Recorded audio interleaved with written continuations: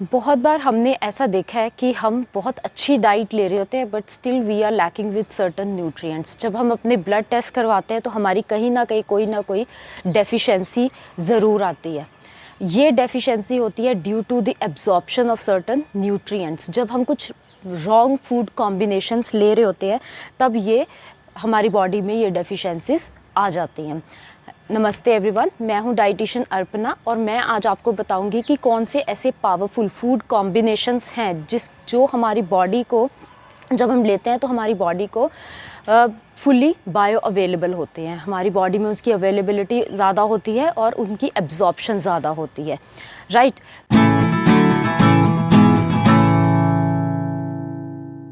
तो first food combination है जिसको हम फूड पेयरिंग भी कहेंगे कि अगर हम एक न्यूट्रिएंट को दूसरे न्यूट्रिएंट के साथ पेयर करके लेते हैं तो उसकी एब्जॉर्प्शन बॉडी को ज़्यादा होती है, बॉडी को bio availability of those nutrients ज़्यादा होती है। तो नंबर 1 पे है कॉम्बिनेशन जो कि है दाल चावल का।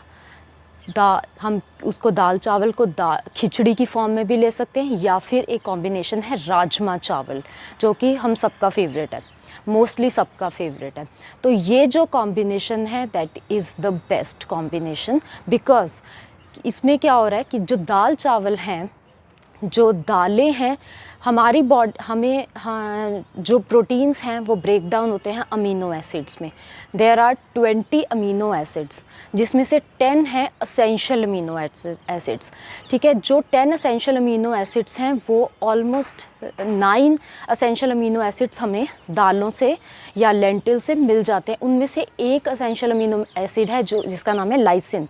लाइसिन दालों में या फिर राजमा लेंटिल्स इनमें अवेलेबल नहीं होता। दालें ये लाइसिन में डेफिशिएंट होती हैं। और जो चावल हैं, ग्रेन्स हैं, वो होते हैं मीथियोनाइन नाम का एक अमीनो एसिड होता है जो कि उसमें लैक करते हैं। जब हम इन दोनों का कॉम्बिनेशन लेते हैं, दाल चावल का या खिचड़ी का या राजमा चावल का, तो ये हमें 10 के 10 अमीनो एसिड्स हमारी बॉडी को अवेलेबल हो जाते हैं। तो हमें जब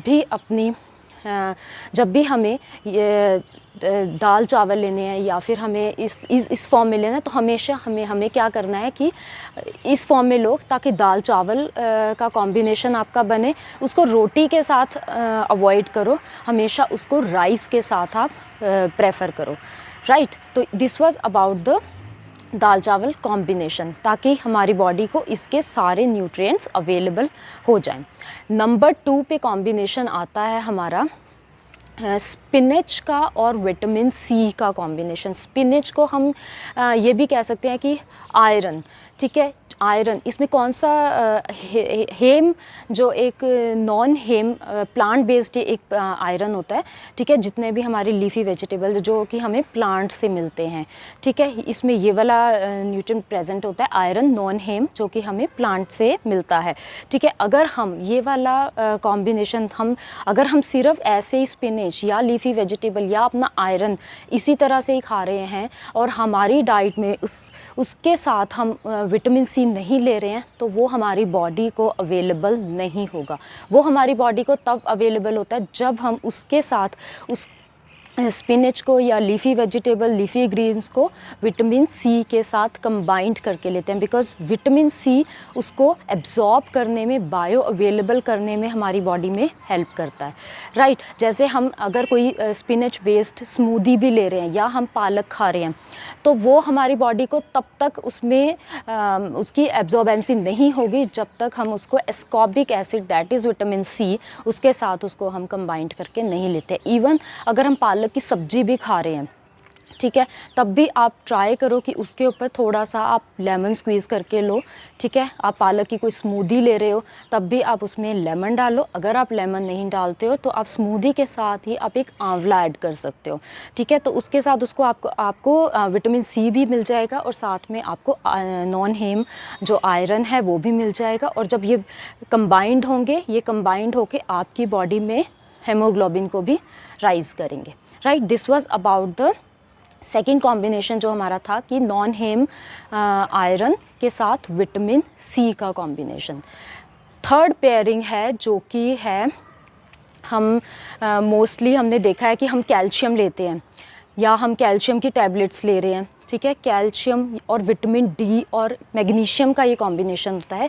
विटामिन डी का इसमें ये दो कॉम्बिनेशन, इसमें दो तरह से कॉम्बिनेशंस चलते हैं, vitamin D with calcium and vitamin D with magnesium. Vitamin D को एब्जॉर्ब करने के लिए we need calcium rich diet, right.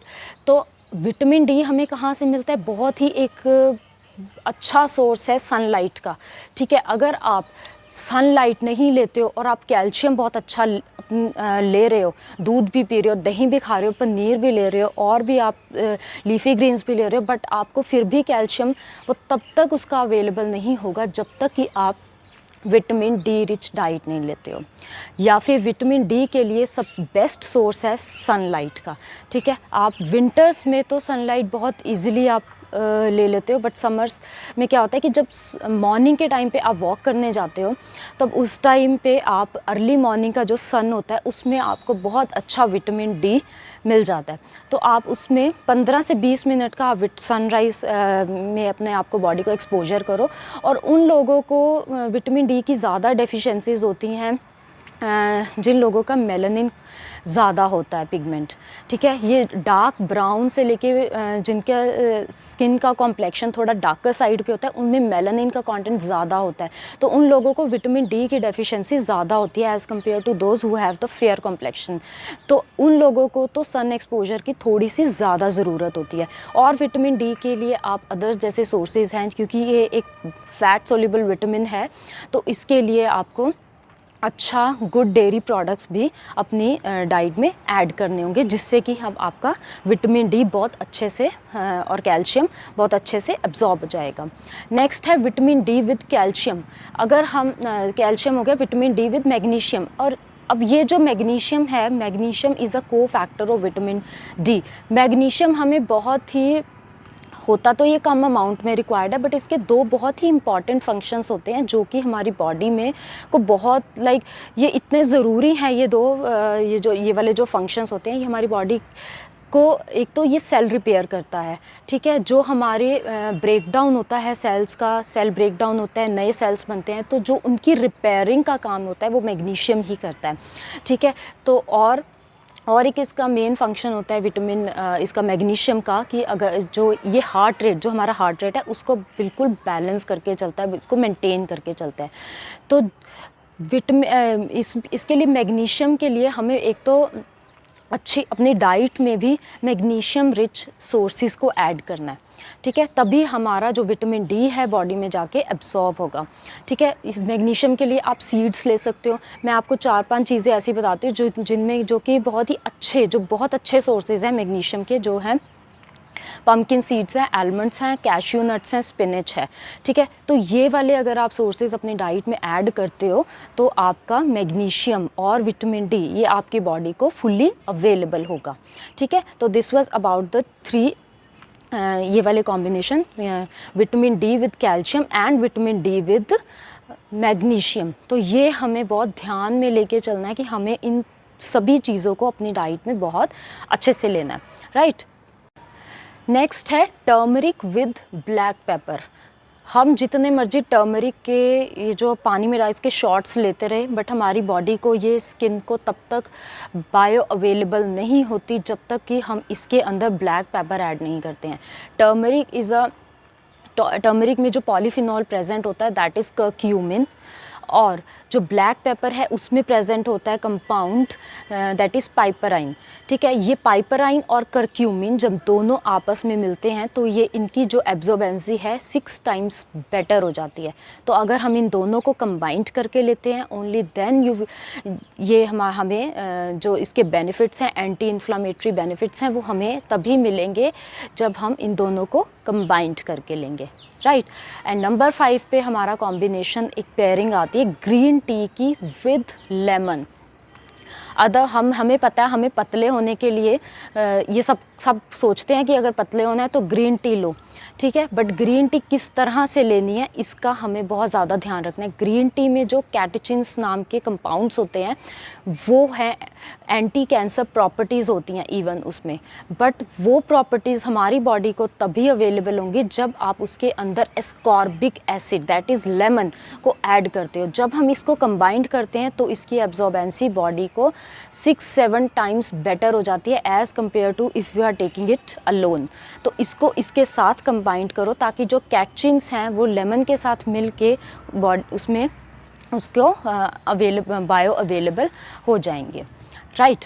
Next एक फूड कॉम्बिनेशन है जो कि हमें सबको पता भी होगा, ये है फैट सोल्यूबल वाइटामिन्स। जितने भी फैट सोल्यूबल वाइटामिन्स कौन से हैं, विटामिन ए है, बी है, के है, डी है, ठीक है। ये वाले फैट सोल्यूबल जितने भी वाइटामिन्स हैं ये हमारी बॉडी में तब तक एब्जॉर्ब नहीं होंगे जब तक कि हम एक अच्छा वाला नरिश्ड फैट नहीं लेंगे अपनी बॉडी में। ये फैट जैसे 2 तरह के फैट्स होते हैं, ठीक है, सैचुरेटेड फैट है और अनसैचुरेटेड फैट है। अनसैचुरेटेड फैट भी दो उसमें डिवाइडेड होता है कि जिसमें कि पॉली अनसैचुरेटेड है और मोनो अनसैचुरेटेड है। तो ठीक है, अनसैचुरेटेड फैट के लिए आप ऐड करो घी, clarified white butter, only white butter, not कि वो दूसरा येलो वाला अमूल का बटर, बट आप क्लैरिफाइड वाइट बटर अपनी डाइट में ऐड करो, प्लस आप घी ऐड कर सकते हो। बट उसकी भी एक क्वांटिटी मैटर करती है, ये नहीं कि आप बहुत ज़्यादा दिन में ले रहे हो, आप उसको 1 to 2 teaspoon in a day आप ले सकते हो, ठीक है। और बाकी आप जो कुकिंग के लिए ऑयल यूज़ करते हो, you can use like olive oil use कर सकते हो, राइस ब्रान हो सकता है या मस्टर्ड ऑयल हो सकता है, ठीक है। आप वो यूज़ करो ताकि आपको उसकी जब ये कंबाइंड हो तो आपको इसकी फैट सोल्यूबल विटामिन्स जो हैं वो बेटर अब्जॉर्ब हो जाएं जब आप इसमें अपने अच्छे गुड फैट्स बॉडी में इसको इंक्लूड करो अपनी डाइट में। So guys, this was about the food combinations और द फूड पेयरिंग। जब हम फूड को एक अपने न्यूट्रिएंट को दूसरे न्यूट्रिएंट के साथ पेयर करते हैं तो उसकी कितनी बायो अवेलेबिलिटी हमारी बॉडी को हो जाती है, वो कितना हमें उसका बेनिफिट जो है वो 10 टाइम्स 20 टाइम्स बेटर हो जाता है जब हम उसको कंबाइंड करके लेते हैं। So thank you so much, thanks for watching my video. And अगर आपने मेरा चैनल अभी तक सब्सक्राइब नहीं किया then please do subscribe my channel. Thank you so much.